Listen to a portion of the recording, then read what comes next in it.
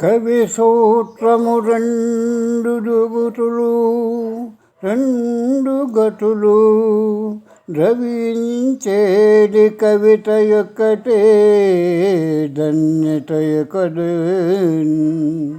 కవి ధన్యులు చాటునవడి అవేనని సేహంను ఆడునరియరా సిద్ధ.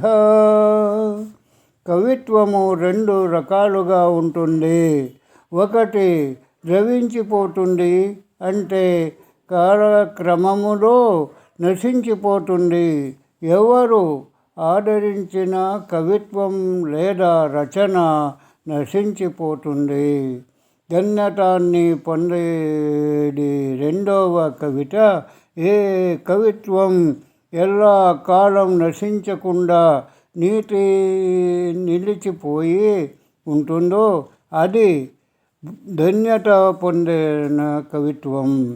ధన్యులైన కవులు చాటున నేనుంటానని అంటున్నారు వీరబ్రహ్మేంద్ర స్వాముల వారు. అనగా శ్రేష్ఠులైన కవులు సాక్షాన తానుంటానున్నారు. అనగా అటువంటి జ్ఞానులైన కవులు నాలో చేరిపోతారని, వారికి మోక్షము సిద్ధిస్తుందని భావనము. ఓం.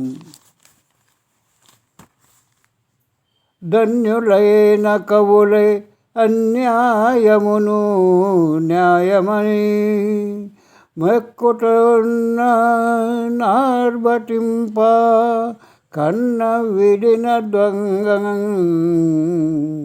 శమనైనట్లు.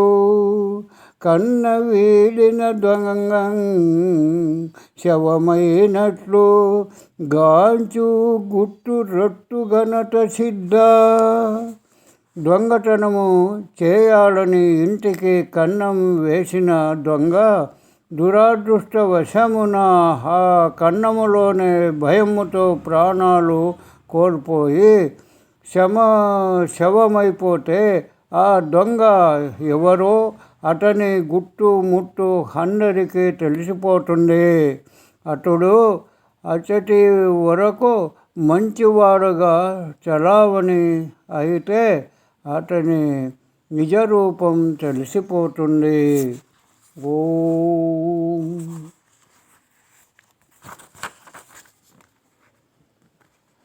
కన్న విడిన దొంగ క్రమము దెట్లన్నను కొన్ని చిక్కే గాని కొన్ని లేవు.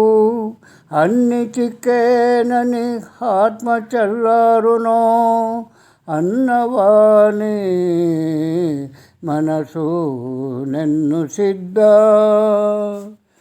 ఇంటికి కన్నం వేసిన దొంగ కన్నం ఎలా వేశాడో అవే దానికంటే ఏమీయూ దోచుకున్నవాడనేది ముఖ్యం. ఏమి దోచుకునేవాడని ముఖ్యము. కొన్ని దొరికాయి, కొన్ని దొరకలేదు. ఒకవేళ అన్ని వస్తువులు దొంగకు దోచుకున్న తృప్తి పడతాడా? లోకంలో సంపన్నులందరూ సంతృప్త మనస్కులైన తృప్తి చెందరు.